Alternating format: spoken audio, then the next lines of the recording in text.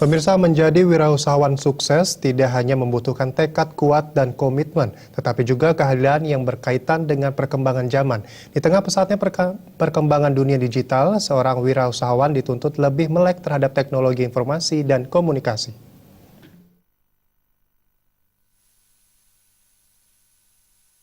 Salah satu perkembangan zaman yang sangat mempengaruhi bisnis adalah pesatnya perkembangan era digital. Dan pasar sendiri menjadi salah satu kota di Indonesia yang memiliki potensi besar dalam industri pariwisata.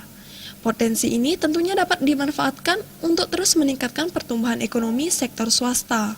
Dunia digital menjadi salah satu aspek yang turut berperan dalam mensukseskan usaha. Kementerian Komunikasi dan Informatika yang diwakili oleh staf ahli bidang teknologi, Heri Abdul Aziz, mendukung lahirnya wirausahaan baru yang berbasis digital. Karena potensi kita kan bukan main tingginya ya, tingginya itu pertumbuhan ekonomi, pertumbuhan dari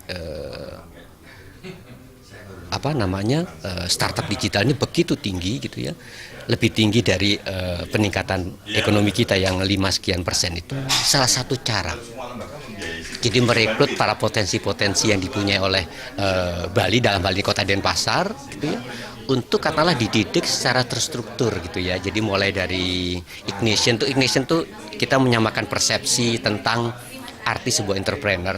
Kemudian tahapan berikutnya tuh ada bootcamp sampai membuat prototipe dari industri itu sendiri. Nah dari situ kemudian disaring lagi menjadi katakanlah yang siap jadi. Sementara itu, Kepala Dinas Komunikasi dan Informatika Pemerintah Kota Denpasar, Dewa Made Agung mengungkapkan komitmen Kota Denpasar sebagai Smart City harus terus didukung dengan banyaknya wirausahawan baru yang memanfaatkan berbagai fasilitas digital. Bahwa bisnis digital ini merupakan bisnis yang luar biasa menarik. Kenapa menarik? Karena tidak memerlukan mungkin tempat-tempat yang begitu luas, sudah itu kantor dan lain sebagainya. Mereka dari rumah bisa, sudah itu kalau mereka berhasil juga kecepatan untuk berhasilnya sangat tinggi sekali.